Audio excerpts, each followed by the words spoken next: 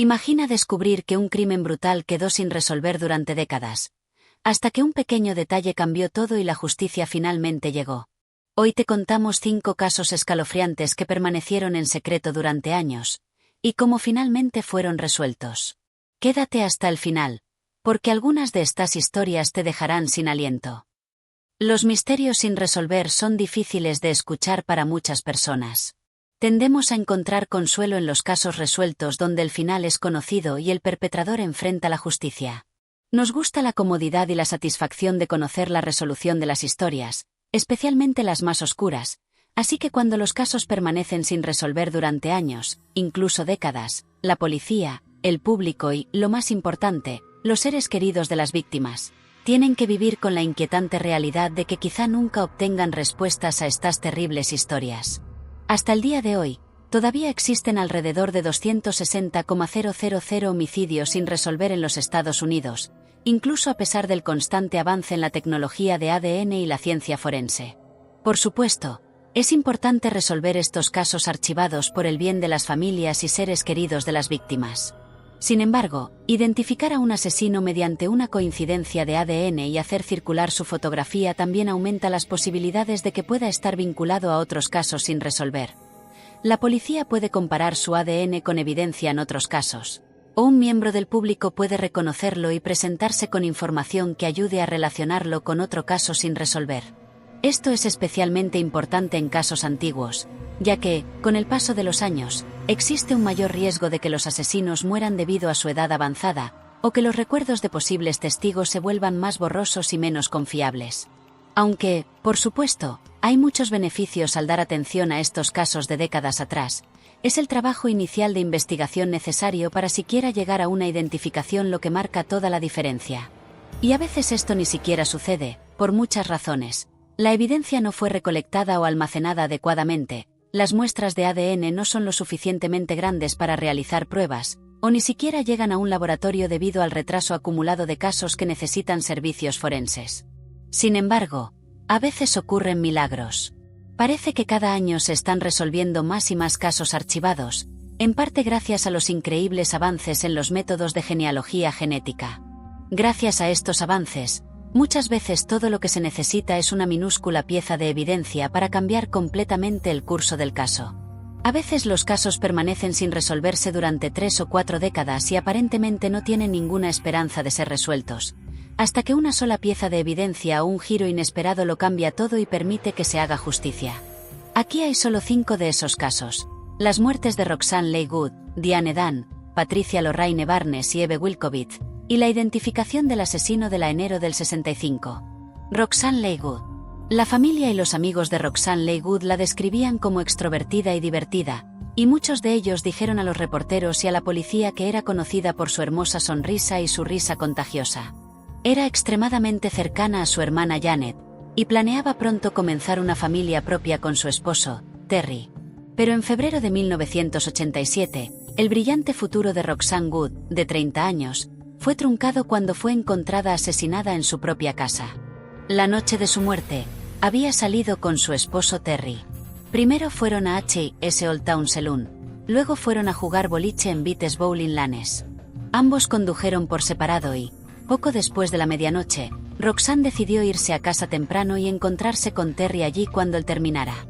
Cuando Terry regresó a la casa poco después de la 1 de la madrugada, descubrió el cuerpo sin vida de Roxanne tendido en un charco de sangre. Según el médico forense, tenía la garganta cortada y había sido golpeada en la cabeza con una sartén. No había evidencia de lucha ni de entrada forzada en la vivienda.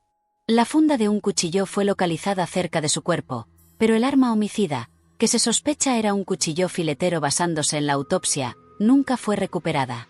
Debido a que las armas utilizadas aparentemente provenían del interior de la casa, y a la falta de entrada forzada, la policía inicialmente sospechó que el esposo de Roxanne, Terry, era el asesino. Su entrevista inicial con la policía fue interrumpida cuando su familia contrató a un abogado, y desde entonces no ha compartido mucha información con la policía ni con los reporteros. Terry permaneció como principal sospechoso del asesinato durante los siguientes 25 años, aunque los investigadores encontraron ADN en el cuerpo de Roxanne que no coincidía con el suyo. A pesar de esto, Como las herramientas forenses en ese momento no eran tan avanzadas y no se podía hacer mucho con el ADN recolectado, pasaron 35 años sin respuesta sobre quién había matado a Roxanne. En agosto de 2020, los investigadores volvieron a examinar el caso. La Policía Estatal de Michigan revisó más de 3,000 páginas de información sobre el caso de Roxanne y realizó nuevas entrevistas con los involucrados con la esperanza de obtener nueva información. La policía también colaboró con un programa de casos archivados de la Universidad de West Michigan, entregando los detalles y registros del caso y permitiendo que los estudiantes lo analizaran con una perspectiva fresca. Y su persistencia dio resultado. En marzo de 2022, apenas unos días antes del 35º aniversario de la muerte de Roxanne, la policía arrestó a Patrick Wayne Gillam, de 67 años, acusado de asesinato. Finalmente, fue el ADN encontrado en el cuerpo de Roxanne, analizado por Gabriella Vargas de los laboratorios Identifinders International y el Laboratorio Forense de la Policía Estatal de Michigan, lo que llevó a la identificación de Gillam y a su eventual arresto. En ese momento, la policía no estaba segura del motivo del asesinato de Roxanne y creía que, aunque Gillam vivía a solo 4 millas de la casa de Roxanne, los dos no tenían ninguna conexión en el momento del crimen. Patrick Gillam, quien vivía en Indiana en el momento de su arresto, fue acusado de asesinato en segundo grado y originalmente se declaró sin oposición al cargo. Más tarde llegó a un acuerdo con los fiscales, quienes tomaron en cuenta la opinión de la familia de Roxanne y de su esposo. Gillam luego se declaró culpable, aceptando un acuerdo que lo mantendrá en prisión al menos durante los próximos 23 años. Fue sentenciado formalmente el 25 de abril en una sala del tribunal llena de familiares y amigos sobrevivientes de Roxanne. La Policía Estatal de Michigan también publicó una fotografía de Patrick Gillam del año del asesinato, 1987, para que el público pueda tener una idea de cómo se veía en ese momento.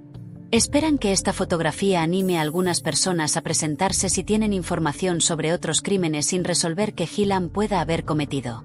La familia de Roxanne y su esposo Terry ahora pueden respirar con alivio y comenzar su proceso de sanación sabiendo que su asesino ha sido identificado y está tras las rejas, y que las sospechas de que Terry pudiera haber estado involucrado en la muerte de su esposa finalmente pueden ser disipadas. Los misterios sin resolver son difíciles de escuchar para muchas personas. Tendemos a encontrar consuelo en los casos resueltos donde el final es conocido y el perpetrador enfrenta la justicia. Nos gusta la comodidad y la satisfacción de conocer la resolución de las historias, especialmente las más oscuras, así que cuando los casos permanecen sin resolver durante años, incluso décadas, la policía, el público y, lo más importante, los seres queridos de las víctimas, tienen que vivir con la inquietante realidad de que quizá nunca obtengan respuestas a estas terribles historias. Hasta el día de hoy, todavía existen alrededor de 260,000 homicidios sin resolver en los Estados Unidos, incluso a pesar del constante avance en la tecnología de ADN y la ciencia forense. Por supuesto, es importante resolver estos casos archivados por el bien de las familias y seres queridos de las víctimas.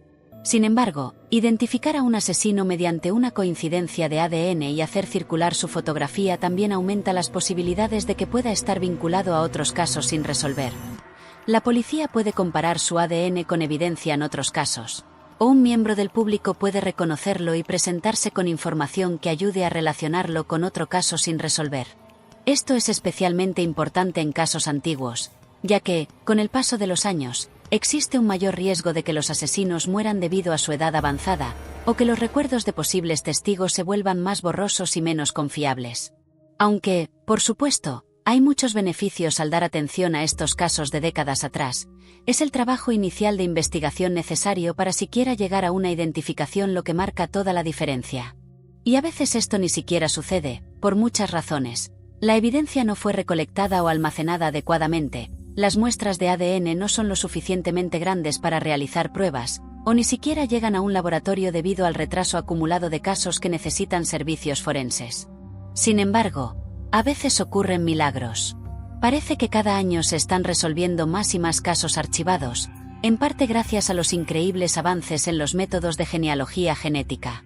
Gracias a estos avances, muchas veces todo lo que se necesita es una minúscula pieza de evidencia para cambiar completamente el curso del caso. A veces los casos permanecen sin resolverse durante 3 o 4 décadas y aparentemente no tienen ninguna esperanza de ser resueltos, hasta que una sola pieza de evidencia o un giro inesperado lo cambia todo y permite que se haga justicia.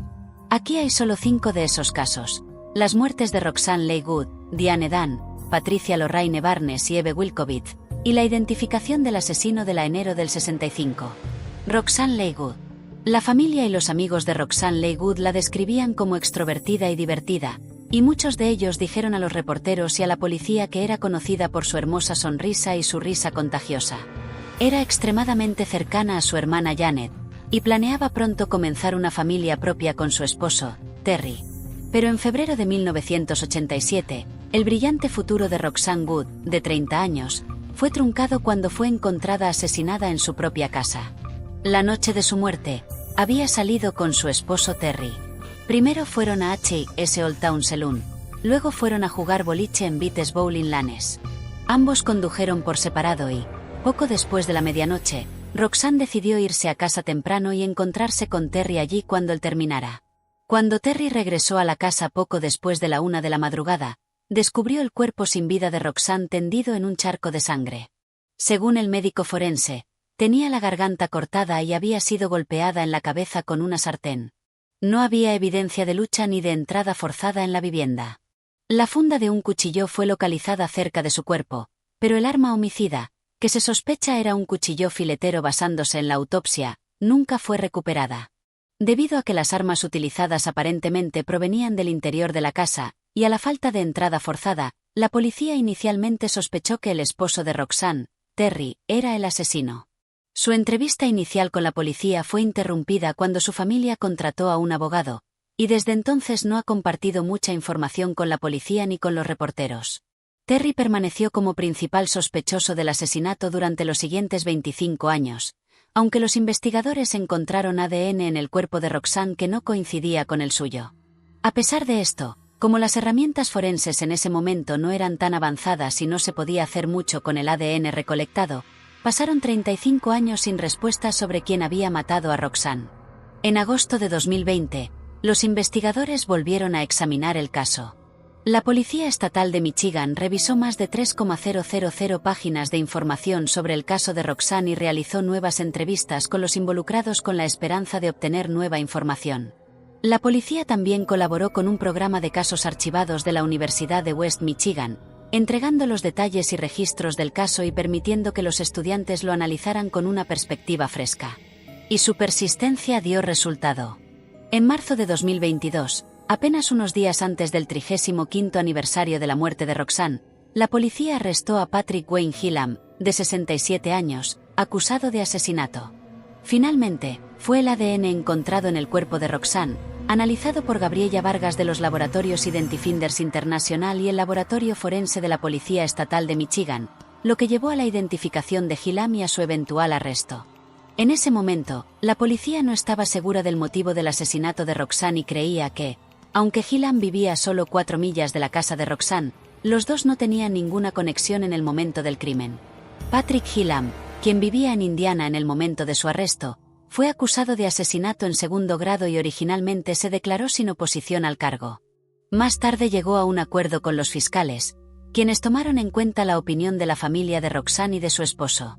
Gillam luego se declaró culpable, aceptando un acuerdo que lo mantendrá en prisión al menos durante los próximos 23 años. Fue sentenciado formalmente el 25 de abril en una sala del tribunal llena de familiares y amigos sobrevivientes de Roxanne. La Policía Estatal de Michigan también publicó una fotografía de Patrick Gillam del año del asesinato, 1987, para que el público pueda tener una idea de cómo se veía en ese momento. Esperan que esta fotografía anime a algunas personas a presentarse si tienen información sobre otros crímenes sin resolver que Gillam pueda haber cometido. La familia de Roxanne y su esposo Terry ahora pueden respirar con alivio y comenzar su proceso de sanación sabiendo que su asesino ha sido identificado y está tras las rejas, y que las sospechas de que Terry pudiera haber estado involucrado en la muerte de su esposa finalmente pueden ser disipadas. Jean Marie Gilbert. Jean era madre de 2 hijos y una mujer recientemente divorciada que quería una mejor vida para ella y para sus hijos. Recientemente se había inscrito en una universidad local y trabajaba en 2 empleos, contabilidad durante el día y auditoría nocturna a tiempo parcial en el Days Inn de Remington. Originalmente, Jean no debía trabajar la noche del 2 de marzo de 1989, pero intercambió turnos con otra compañera para poder asistir al último partido de secundaria en el que su hija sería porrista. Esa noche, Jean estaba adelantando tareas escolares. Aproximadamente a las 4:30 de la madrugada, realizó una llamada de despertador a un huésped. Luego, alrededor de las 5:30 de la madrugada, justo después del amanecer, un agricultor cercano llamó a la policía para informar que había escuchado 2 disparos rápidos.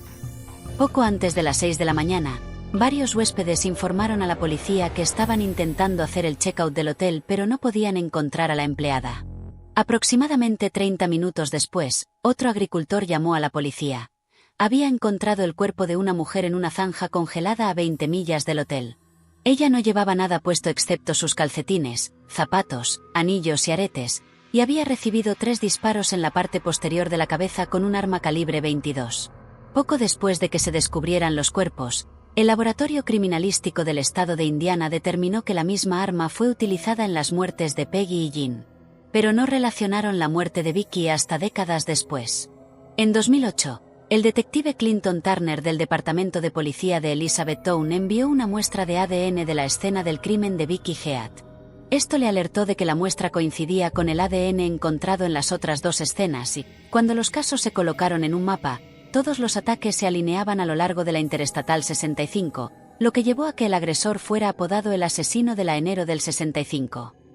También atribuyeron otro crimen reportado al mismo perpetrador. En enero de 1990, una auditora nocturna no identificada en otro Days Inn en Columbus, Indiana, fue agredida sexualmente. Ella dio una descripción del hombre y se creó un retrato compuesto. Medía aproximadamente 1,83 metros, tenía el cabello grasoso, ojos verdes y el ojo derecho perezoso. Pero incluso después de que los investigadores vincularan los 3 asesinatos e incluyeran la descripción del sospechoso proporcionada por la testigo, el camino sería largo. No fue hasta 2022, 3 décadas después de los asesinatos, que el ADN pudo utilizarse en una investigación de genealogía genética. La Policía Estatal de Indiana solicitó la ayuda del FBI, que logró vincular las muestras de ADN de las escenas del crimen con Harry Edward Graham Bell, originario de Kentucky. Según el sargento Glenn Fifield de la Policía Estatal de Indiana, la coincidencia de ADN fue 99.9999% positiva. Graham Bell murió de cáncer a los 68 años en Iowa en 2013. Según la Policía Estatal de Indiana, tenía un extenso historial criminal que abarcaba desde 1963 hasta 1998. Aunque nunca recibirá justicia en forma de una sentencia de prisión, los familiares sobrevivientes de las víctimas dicen que simplemente conocer su identidad es suficiente para que puedan comenzar sus últimas etapas